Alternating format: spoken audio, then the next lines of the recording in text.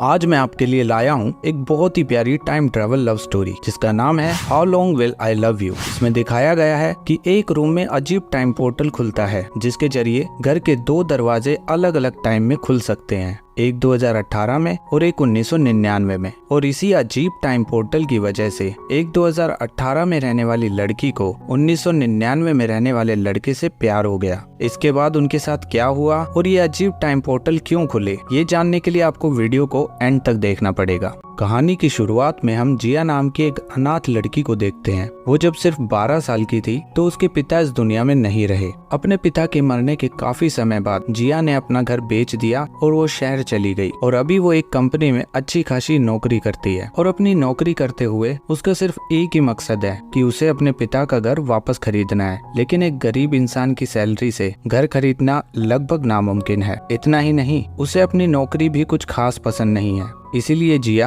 हमेशा एक ऐसे लड़के से शादी करने का मौका ढूंढती है जिसके पास बहुत सारा पैसा और खुद का घर हो। अब अगले सीन में हम मिंग को देखते हैं जो कि एक आर्किटेक्ट है और वो अपना खुद का एक बिजनेस शुरू करना चाहता है, लेकिन उसके पास इतने पैसे नहीं थे। इसीलिए आज वो एक रियल एस्टेट डीलर से मिलने आया है। मिंग ने बिजनेसमैन को अपने प्रोजेक्ट का सबसे अच्छा डिजाइन दिखाना शुरू किया, लेकिन वो बिजनेसमैन उसके डिजाइन में कुछ खास इंटरेस्ट नहीं दिखाता और उसके प्रपोजल को नजरअंदाज करके वहाँ से चला जाता है। लेकिन मिंग इस बात से हार नहीं मानता और वो लोन लेने के लिए बैंक जाता है, लेकिन लोन लेने के लिए उसे कुछ गिरवी रखना पड़ेगा। लेकिन बेचारा मिंग इतना गरीब है कि उसके पास गिरवी रखने के लिए भी कुछ नहीं है। वहीं दूसरी ओर जिया आज एक अमीर लड़के के साथ डेट पर आई है। जिया उससे कहती है कि अगर तुम मेरे लिए घर खरीदोगे तो मैं तुमसे शादी कर लूंगी। और अजीब बात तो ये है कि वो लड़का जिया की इस बात पे मान भी जाता है और उससे कहता है कि मुझे आज ही शादी करनी है। लेकिन जिया लड़के से कहती है पहले घर खरीदो, उसके बाद शादी करेंगे। ये सुनकर लड़का कहता है कि तुम्हें चिंता करने की कोई जरूरत नहीं है, मैं तुम्हें तुम्हारा घर का सारा पैसा दे दूंगा, लेकिन पहले तुम्हें मुझसे शादी करने के लिए सिक्योरिटी के तौर पे 30,000 रुपए देने पड़ेंगे। ये सुनकर जिया अपने घर को खरीदने की चाह में उसे बिना कुछ सोचे समझे 30,000 रुपए दे देती है और वो लड़का उसके पैसे लेकर भाग जाता है। इस घटना के बाद जिया पुलिस के पास मदद मांगने जाती है, लेकिन कोई फायदा नहीं होता। ये देखकर वो सोचती है कि गरीब लोगों की मदद कोई नहीं करता। वहीं दूसरी ओर मिंग बाथरूम में बैठा था और उसका बॉस उसी बाथरूम में कंपनी के एक एम्प्लॉय के साथ प्लान बना रहा था कि वो कंपनी के मालिक के नाम पर बहुत सारा पैसा हड़प लेंगे और कंपनी के मालिक को फांसी देकर भाग जाएंगे। लेकिन उनकी इन बातों के बीच मिंग के हाथ से कुछ गिर गया तो वो लोग समझ गए कि किसी ने उनकी बातें सुन ली है। मिंग के बॉस ने मिंग को बाथरूम के बाहर पकड़ लिया, लेकिन उसने मिंग से कहा कि तुम्हें अपना बिजनेस शुरू करने के लिए बहुत सारे पैसों की जरूरत है ना, मैं तुम्हें वो सारे पैसे दूंगा, लेकिन तुम्हें हमारे प्लान के बारे में किसी को कुछ नहीं बताना। ये बात सुनकर मिंग अपने बॉस की बात मान जाता है और किसी को कुछ ना बताने का प्रॉमिस करता है। इसी बीच जिया अपने पैसे चोरी होने के दुख को लेकर धीरे धीरे अपने घर को लौट आई। वहीं दूसरी ओर मिंग भी अपने ऑफिस का काम करके अपने घर वापस आ जाता है। लेकिन हैरानी की बात तो ये है कि वो दोनों बिल्कुल एक ही घर में लौटे थे। और इससे भी ज्यादा हैरानी की बात ये है कि जिया वास्तव में 2018 में इस घर में रहती है और मिंग 1999 में। कहानी के एंड में मैं आप लोगों को समझाऊंगा कि वो दोनों अलग अलग टाइम में एक ही घर में कैसे रहते हैं। लेकिन यहाँ हम देखते हैं कि 2018 में जिया अपने वॉशरूम में नहा रही है और उधर 1999 में मिंग अपने कमरे में खाना बना रहा है। लेकिन अचानक से दोनों के घर की चीजें आपस में मिलने लगी। जैसे कभी कभी जिया के हेयर ड्रायर से आटा निकलता है और कभी कभी मिंग के शावर से शैम्पू आता है। इन सब चीजों को इग्नोर करके वो दोनों सो जाते हैं। लेकिन अगली सुबह मिंग जिया के जोरदार थप्पड़ के साथ उठता है क्योंकि जिया को लगता है कि मिंग एक चोर है और वो उसे मारने लगती है। मिंग भी किसी तरह खुद को बचाने की कोशिश करता है, लेकिन धीरे धीरे जब उन्हें एहसास होता है कि उनके घर आपस में मिले हुए हैं तो क्यूरियस होकर मिंग अपने घर की खिड़की के बाहर देखता है और वो देखता है कि आसमान में पूरी तरह से बादल छाए हुए हैं। लेकिन जिया की खिड़की से अभी भी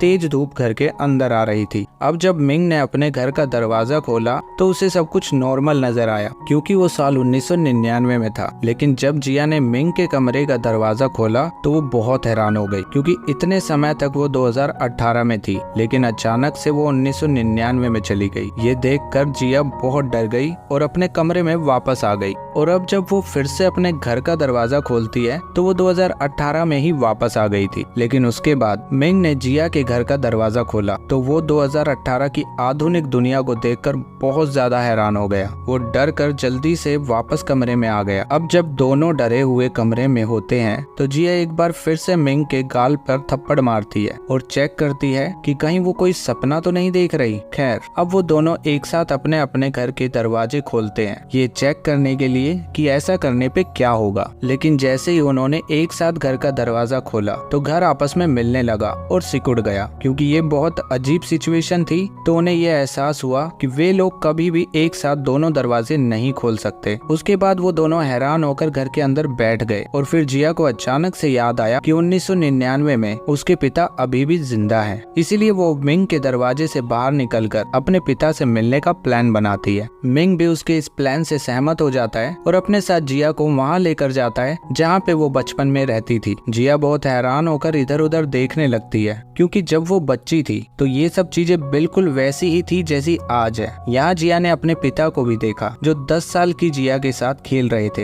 ये देखकर जिया बहुत खुश हो जाती है, लेकिन तभी चारों ओर भयानक भूकंप और तूफानी हवाएं चलने लगती है तो जिया वहाँ से चली जाती है और उसे ये समझ आता है कि वो अपने पास्ट वाले जिया से कभी नहीं मिल सकती। इसीलिए वो दोनों जल्दी ही अपने घर वापस आ जाते हैं। घर में आकर मिंग जिया से कहता है, जैसे मैं तुम्हें अपने टाइम में अपने साथ लेकर गया वैसे ही अब तुम भी मुझे अपने साथ अपने टाइम में लेकर चलो। फिर जिया भी मिंग को अपने साथ 2018 में लेकर आती है और उसे एक लैपटॉप भी देती है। मिंग को बहुत हैरानी होती है क्योंकि मिंग के टाइम में लैपटॉप जैसी कोई चीज नहीं थी। इसलिए जब मिंग ने अपने आप को 2018 में ढूंढने के लिए गूगल में अपना नाम टाइप किया तो फिर से भूकंप आ गया और उनके घर आपस में मिलने लगे। और ये देखकर उन दोनों को ये समझ आता है कि वो लोग पास्ट या फ्यूचर में अपने आप से तो कभी नहीं मिल सकते और ना ही खुद से बात कर सकते हैं। ऐसा करने से उनके घर आपस में पूरी तरह मिल जाएंगे और उनके दरवाजे बंद हो जाएंगे और ऐसा हुआ तो वो अपने टाइम में कभी वापस नहीं जा पाएंगे। इसीलिए वो दोनों अपनी इस सिचुएशन को समझकर एक दूसरे के साथ रहना शुरू करते हैं। वो एक दूसरे के कमरे में अलग अलग चीजें देखते रहते हैं। जहाँ मिंग को फ्यूचर की चीजें देखकर बहुत हैरानी हो रही थी, वहीं जिया को पास्ट की चीजें देखकर उसकी बहुत सारी यादें ताजा हो रही थी। फिर अगले सीन में हम एक बहुत अमीर बिजनेसमैन और एक साइंटिस्ट को देखते हैं। दरअसल इस साइंटिस्ट ने बहुत सारी रिसर्च करके समय के दोनों आयामों को जोड़ दिया था, यानी जिया और मिंग के साथ जो कुछ भी हो रहा था उसके लिए ये साइंटिस्ट और बिजनेसमैन डाई ही जिम्मेदार थे। दरअसल उन्होंने टाइम पोर्टल को वहाँ नहीं खोला जहाँ वो उसे खोलना चाहते थे, बल्कि उन्होंने इसे शहर में किसी और जगह पर खोल दिया। इसीलिए वो दोनों अब उस पोर्टल को ढूंढने में लगे थे। लेकिन यहाँ बिजनेसमैन के मन में एक ही ख्याल था कि वो उस पोर्टल का इस्तेमाल करके ज्यादा से ज्यादा पैसे कैसे कमा सकता है। इसी बीच आज रात ना तो जिया को नींद आ रही थी और ना ही मिंग को नींद आ रही थी। इसीलिए जिया निराश हो गई और मिंग से बात करने लगी कि जब उसने अपने पिता को खोया तो वो वास्तव में बहुत असहाय हो गई थी। इसीलिए उसने अकेले रहने के लिए अपने पिता का घर बेच दिया और अब उसे अपने पिता की बहुत याद आती है। और जब उसे अपने पिता की याद आती है तो वो अपना काफी समय अपने पिता की कार की चाबी में लगी रिंग को देखने में बिताती है। और इसी तरह बातें करते करते वो रात कट गई।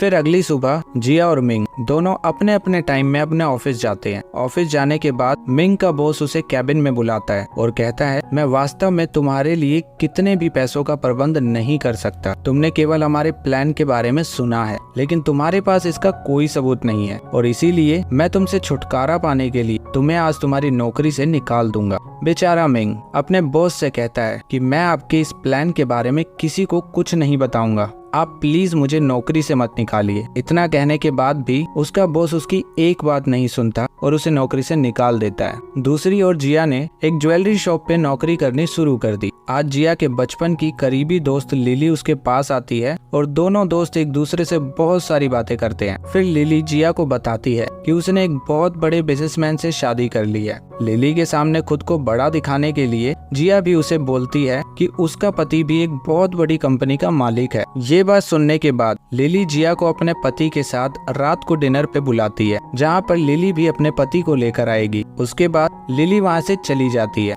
लेकिन इतना बड़ा झूठ बोलकर बेचारी जिया बड़ी मुसीबत में फंस जाती है। उसे कोई अंदाजा नहीं था कि अब वो सब कुछ कैसे संभालेगी, लेकिन जिया को तभी एक आइडिया आया और उसने एक सूट किराए पर ले लिया। फिर अपने घर जाकर उसने वो सूट मिंग को पहनाया और एक बहुत बड़े बिजनेसमैन की तरह उसे तैयार किया। और फिर अपनी दोस्त के सामने खुद को बड़ा दिखाने के लिए जिया मिंग को अपने साथ ले जाती है। वहाँ पहुंचकर कुछ टाइम तक उन चारों ने बिल्कुल सामान्य रूप से समय बिताया, लेकिन एक टाइम में खाना परोसे जाने के बाद मिंग ने पागलों की तरह खाना शुरू कर दिया, क्योंकि उसने कभी इतना महंगा खाना नहीं खाया था। इतना ही नहीं, खाना खत्म होने के बाद मिंग ने अपना सूट उतारा तो लिली ने सूट पर एक दर्जी का पता लिखा हुआ देखा, जहाँ सूट किराए पर लिए जाते हैं। ये सब देखकर लिली और उसके पति चुपचाप हंसते रहे। इसके अलावा जब मिंग उन्हें अपनी कंपनी के बारे में बताता है तो उसकी बात सुनने के बाद उन्हें ये पता चल गया कि मिंग झूठ बोल रहा है और वो दोनों ऐसे ही मुस्कुराते रहे। लेकिन जिया को ये सब समझ नहीं आया, तो वो खुद को बड़ा दिखाने के लिए अपने हाथ में एक अंगूठी दिखाती है और कहती है कि ये हीरे की अंगूठी है, जिसकी कीमत कई करोड़ रुपए की है। लेकिन दुर्भाग्य से जब वो पत्थर खोलकर आग के पास गई तो प्लास्टिक का पत्थर पिघलने लगा। ये सब सुनकर लिली और उसका पति हंसने लगे और फिर अपनी बुरी तरह बेइज्जती कराने के बाद जब जिया अपने घर वापस आई तो खूब रोने लगी। बेचारे मिंग ने बहुत सारे तरीकों से जिया को खुश करने की कोशिश की। फिर जब वो थोड़ा शांत हुई तो उसने देखा कि 1999 में टीवी पर एक लॉटरी टिकट का प्रसारण हो रहा था। वो दोनों लॉटरी जीतकर बड़ा आदमी बनने का प्लान बनाते हैं।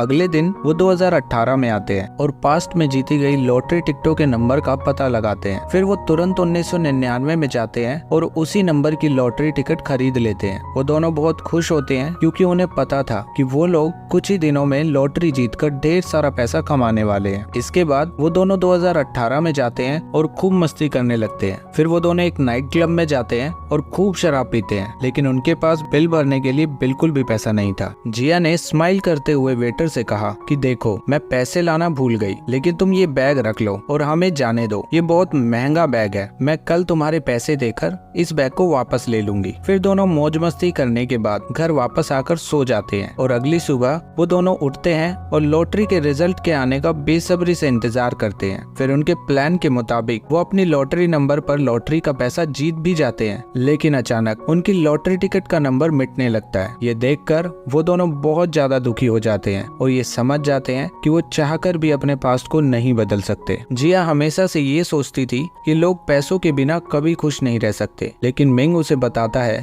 कि ऐसा कुछ नहीं है। हमें बार बार कोशिश करनी होगी और हमें सही तरीके से पैसा कमाना सीखना चाहिए। फिर 2018 में जिया उस नाइट क्लब में जाती है और वेटर से अपना बैग वापस मांगती है, लेकिन वेटर बिना पैसे लिए उस बैग को लौटाने से मना कर देता है। वो निराश होकर घर वापस आ जाती है, लेकिन तभी उसने एक बड़ी स्क्रीन पर 2018 में मिंग को भाषण देते हुए देखा। दरअसल 2018 में मिंग सच में करोड़पति बिजनेसमैन बन गया था। ये देखकर मिंग भी बहुत हैरान हो जाता है, वो इतना बड़ा बिजनेसमैन कैसे हो सकता है। ये देखकर 1999 वाला मिंग 2018 वाले मिंग से मिलने के लिए उसके सेमिनार में जाने की कोशिश करता है। किसी तरह मिंग 2018 में खुद का सेमिनार देखने चला जाता है, लेकिन जैसे ही दोनों थोड़ा सा करीब आते हैं एक भयानक भूकंप शुरू हो जाता है। भूकंप से बचने के लिए भागते समय मिंग के हाथ पर एक छोटी सी चोट लग जाती है और वो चोट 2018 वाले मिंग के हाथों पर भी दिखाई देने लगती है। इतना ही नहीं, अभी तक 1999 के मिंग ने जिया के साथ जितना भी टाइम बिताया था वो सब 2018 वाले मिंग को धुंधला सा याद आने लगता है। ये सब उसे बहुत अजीब लगता है। तो 2018 वाले बिजनेसमैन मिंग ने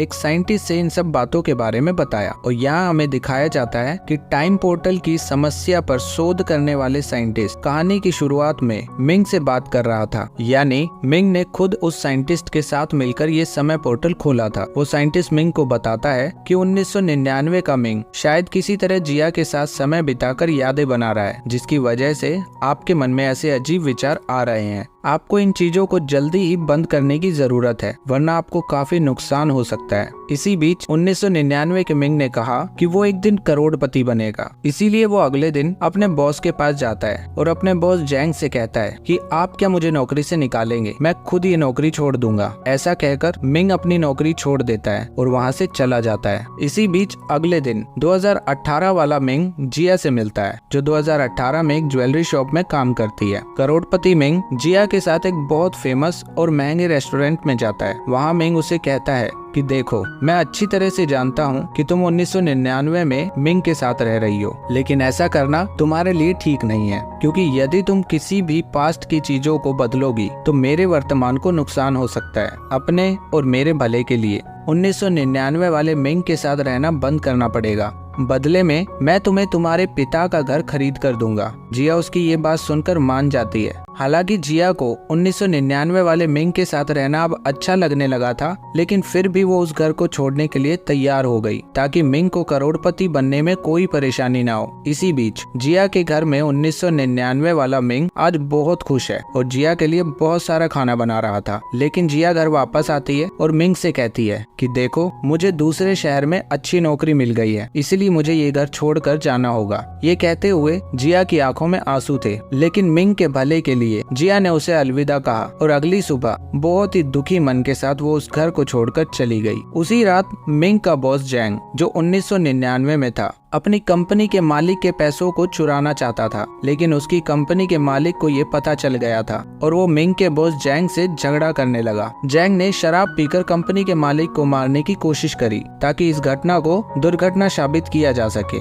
अब अगले सीन में हम देखते हैं कि जिया बहुत सालों के बाद अपने पिता के पुराने घर वापस लौट आई है और वो बहुत ही इमोशनल है और बहुत खुश भी। लेकिन तभी 2018 का बिजनेसमैन मिंग उसके पास वो वेटर को दिया हुआ बैग लेकर आता है। वो जिया से कहता है कि चाहे तुम खुश हो या दुखी, तुम्हें कभी भी रोना नहीं चाहिए, क्योंकि तुम्हारी स्माइल बहुत खूबसूरत है। उनकी इन बातों के बीच जिया ने देखा कि वो टैग अभी भी मिंग के सूट पर लगा हुआ था, जहाँ लिखा है कि यहाँ सूट किराए पर मिलते हैं। ये देखकर जिया एक पल में समझ गई कि ये असल में 1999 वाला मिंग है। ये देखकर जिया बहुत खुश हुई और अपने उदास चेहरे के साथ मिंग से कहा, वैसे तो मैं तुम्हें खोना नहीं चाहती, लेकिन तुम्हारे फ्यूचर के बारे में सोचकर मैं तुमसे दूर जाना चाहती हूँ। इन सब बातों के बाद रोते हुए मिंग अपने घर वापस आ जाता है और फिर मिंग को उसके बॉस जैंग ने एक संदेश भेजा और उसे जल्दी से मिलने के लिए कहा। बिना ज्यादा सोचे मिंग अपने बॉस से मिलने गया और उसे पता चला कि जैंग असल में उसकी कंपनी के मालिक को मारने की कोशिश कर रहा है, लेकिन मिंग किसी भी तरह से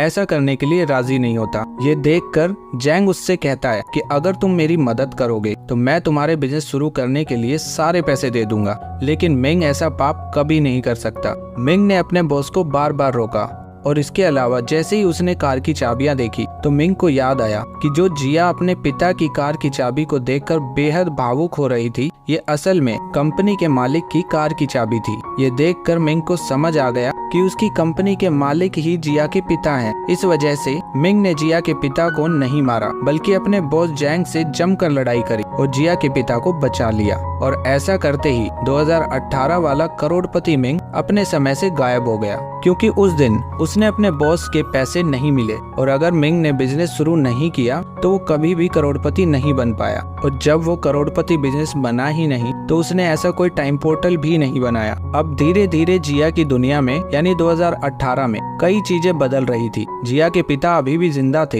ये देखकर जिया बहुत खुश होती है और एक बार फिर से 1999 वाले मिंग से मिलने के लिए अपने पुराने घर जाती है और वहाँ मिंग भी जिया से मिलने के लिए उसे ढूंढ रहा था। थोड़ी देर बाद वो दोनों एक रास्ते में एक दूसरे से मिलते हैं, जहाँ पर जिया को मिंग का प्रतिबिंब दिखाई देता है, जहाँ मिंग उसे बताता है कि अब तुम्हें अपने सबसे अच्छे पास्ट मिल गया है। कुछ ही देर में तुम भी बाकी लोगों की तरह मेरी नजरों से ओझल हो जाओगी, लेकिन मैं तुमसे वादा करता हूँ कि फ्यूचर में किसी दिन मैं दोबारा तुम्हारे सामने आऊंगा। मैं तुमसे फिर से प्यार करूंगा। और इससे पहले कि ये बात खत्म होती 1999 का मिंग उसके सामने से गायब हो गया। और अब बहुत सालों के बाद एक दिन जब जिया अपना फेवरेट गाना सुनती हुई जा रही थी तो उसकी मुलाकात मिंग से होती है। मिंग उसे कहता है, क्या तुमने मुझे पहचाना?